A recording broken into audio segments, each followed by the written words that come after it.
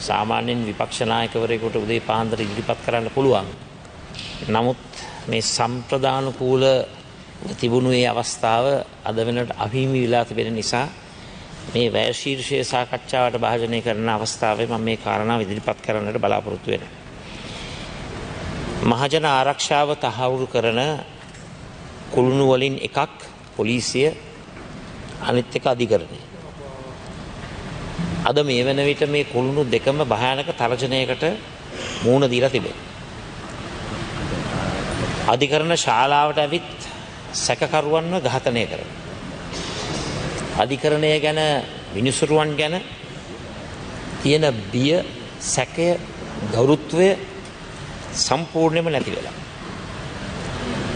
උසාවි කූඩුවට ඇවිත් විඩි තියනකොට විනිසුරු පුටුවේ ඉන්න විනිසුරයන්ට ඇතිවන කම්පනය වචන වලින් කියන්නට බෑ.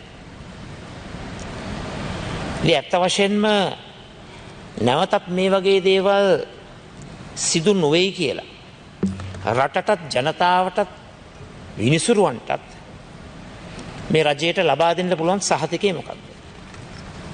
මේ මොහොත වෙන විටත් අධිකරණය තුළ සිදු වුණු මිනීමැරුම, ඒ ඝාතන සැලැස්ම සැලසුම් කරපු කාන්තාව හොයාගන්නට බැරි වෙලා තිබෙනවා. මේ මොහොත වෙන විට එවකට පොලිස්පති උසාවි නියෝගයෙන් බේරෙන්නට හැංගිලා ඉන්නවා.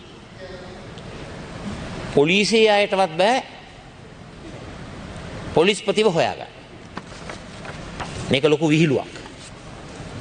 මුළු රටේම මහජන ආරක්ෂාව අවුල් වෙලා තිබෙනවා. විශේෂයෙන්ම මම සඳහන් කරන්නට කැමති ඊයේ දවසේ සිදුවුණු සිදුවීම් පමණක් අපිට සුළු කොට තකන්නට බෑ. මොකක්ද වුණේ? බූස්ස බන්ධනාගාරයේ හිටපු බන්ධනාගාර අධිකාරීවරයාව අමුවේ ම්ලේච්ඡ ලෙස ඝාතනය කරනවා. ගම්පහ වැලිවේරිය ප්‍රදේශයේ තවත් වෙඩි තැබීම් ගණනාවක් සිද්ධ වෙනවා.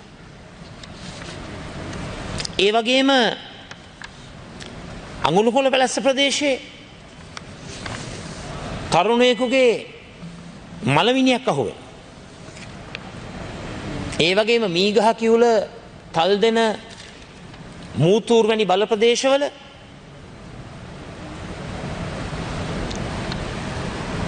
මිනිස් ඝාතන සිද්ධ වෙනවා. ජීවිත අහිමිවීම සිද්ධ වෙනවා. ඉතින් මෙවන් තත්ත්වයක් තුළ අපේ රටේ මහජන ආරක්ෂාව සම්පූර්ණයෙන්ම පහළ මට්ටමකට වැටලා තිබෙනවා. මේ රජය මේකේ වගකීම බාර ගන්නට ඕන. අද වෙන විට අපේ රටේ තුන්බිය රජවන විශාලා මහනුවරක් නිර්මාණය වෙලා තිබෙනවා. ඒක තමයි සත්‍ය කතාව. මහා පාරේ බැහැලා යන්නට බෑ. ප්‍රචණ්ඩත්වය, ම්ලේච්ඡත්වය, මරකම්, විවිධ කල්ලි කණ්ඩායම් ක්‍රියාත්මක කරන ත්‍රස්තවාදය මුළු සමාජයම වෙලාගෙන තිබෙනවා. අපි කියන්නේ මේවා මැඩ පවත්වන්නට අපෙන් ටියුෂන් ගන්න කියලා. කාගෙන් හරි ටියුෂන් අරගෙන මේ ඝාතන රැල්ල, මේ ම්ලේච්ඡත්වය, මේ මිනීමරුම් සංස්කෘතිය නතර කරන්නට රජය පියවර ගන්නට ඕන. දැන් හිරගෙවල්, බන්ධනාගාර, ඒවයි සේවය කරන නිලධාරීන්ට විශ්‍රාම ගියන් පස්සේ තර්ජන එල්ල වෙනවා නම් කොහොමද ඒ රාජකාරී කරන්නේ?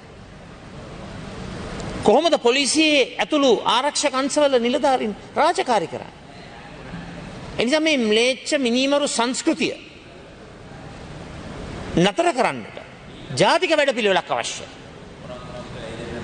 මේ මිනීමරු සංස්කෘතිය ඉවත් කරන්නට, පරාජය කරන්නට විපක්ෂයක් හැටියට අපේ උපරිම සහයෝගය ලබා දෙන්නට අපි සූදානම්. කොහොමද නීතියාධිපත්‍යයේ රජ වෙනවයි කියන්නේ හිටපු පොලිස්පතිව හොයාගන්න බැරි නා. අර අධිකරණයේ ප්‍රහාරය සැලසුම් කරපු කාන්තාව තවදුරටත් සොයාගන්නට බැරි නා. ඒක බරපතල තත්ත්වයක්. ඒ නිසා විශේෂයෙන්ම නීතිය හා සාමය අමාත්‍යවරයාගෙන් ඉල්ලීමක් කරනවා. කරුණා කරලා මේ ඉදිරිපත් කරන කරුණු කාරණා විහිළුවට ලක් කරන්නේ නැතුව සමච්චලයට ලක් කරන්නේ නැතුව මේ මිනිස් ජීවිත පිළිබඳ ප්‍රශ්නයක්.